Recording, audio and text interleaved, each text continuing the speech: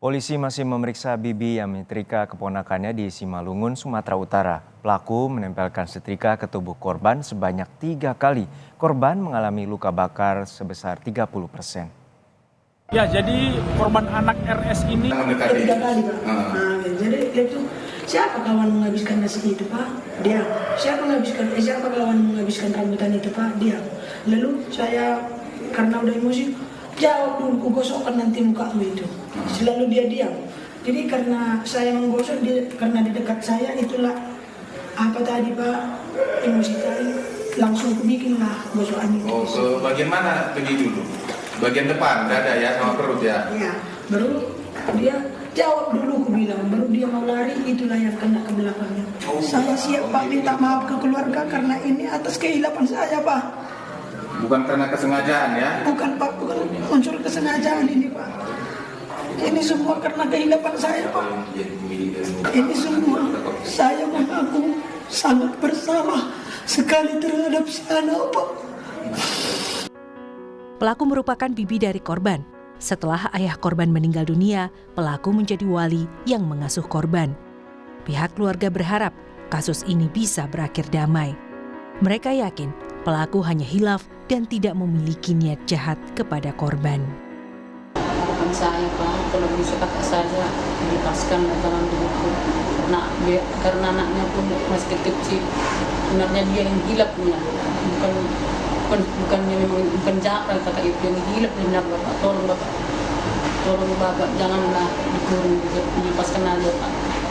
Selama ini setahu kakak memang kakak itu baik ya, Kak? Memang apa ya, enggak jahat. Yang hilafnya dia memang pada saat aku pun heran kok bisa begini kejadiannya. Polisi masih akan menyelidiki kasus ini. Bersama Dinas Sosial, korban saat ini masih dirawat intensif di rumah sakit. Polisi juga membenarkan bahwa selama ini pelakulah yang mengasuh korban selepas orang tuanya meninggal dunia. si korban ini tinggal di rumah si pelaku karena bapaknya korban, ayahnya baru meninggal 4 bulan yang lalu. Kemudian korban ini diajak dan dirawat oleh si pelaku. Sementara di satu sisi ibunya sudah meninggalkan mereka sejak si korban ini masih umur beberapa bulan. Pelaku sehari-hari bekerja sebagai petani. Selain korban, pelaku juga mengurus 3 anaknya yang lain yang masih kecil.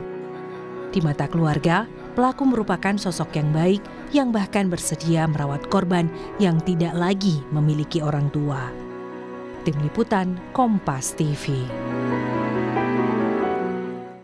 Informasi terkini kita tanyakan langsung ke jurnalis Kompas TV Armendo Sinaga di Simalungun, Sumatera Utara. Armendo, hingga saat ini bagaimana kondisi korban bocah berusia 5 tahun ini yang terkena setrikaan dari sang bibi?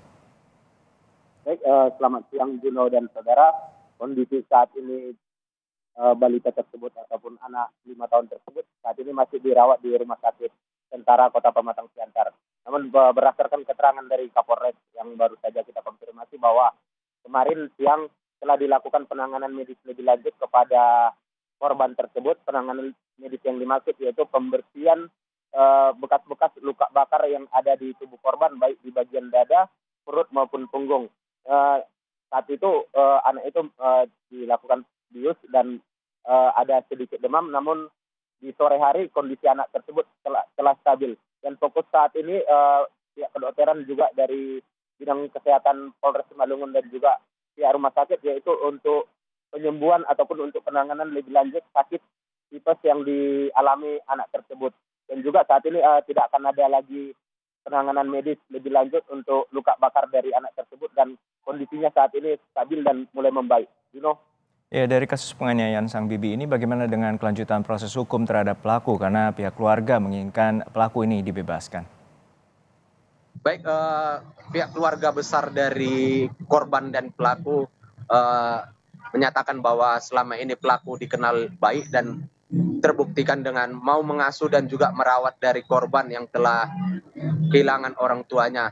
Sehingga pihak dari keluarga besar telah memaafkan dari pihak dari kejadian yang dialami pelaku karena mereka tahu bahwa setelah mereka bertanya kepada pelaku bahwa pelaku saat itu gilaf dan emosi sesaat di saat buah rambutan yang habis dan juga nasi yang habis ketika ia pulang dari dari ladang. Dan juga pihak keluarga telah melakukan permintaan maaf, telah menerima permintaan maaf dari pelaku, sehingga pihak keluarga besar berharap pelaku tidak ditahan. Tapi dari pihak kepolisian saat ini masih melakukan penahanan dan juga pemeriksaan lebih lanjut kepada pelaku. Dan untuk proses hukumnya, permintaan dari keluarga besar tersebut adalah menjadi pertimbangan daripada penyidik dan juga pihak kepolisian dari Polres Simalungun untuk proses lebih lanjutnya. Tapi Kapolres menyatakan bahwa persoalan untuk perlindungan kepada anak dan juga kekerasan yang menjadi korban yaitu anak menjadi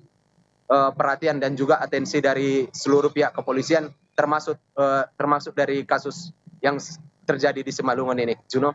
Ya, selain kasus hukum, apakah dari pihak Dinas PPA ataupun KPAI turut menyoroti dan membantu pemulihan dari trauma korban?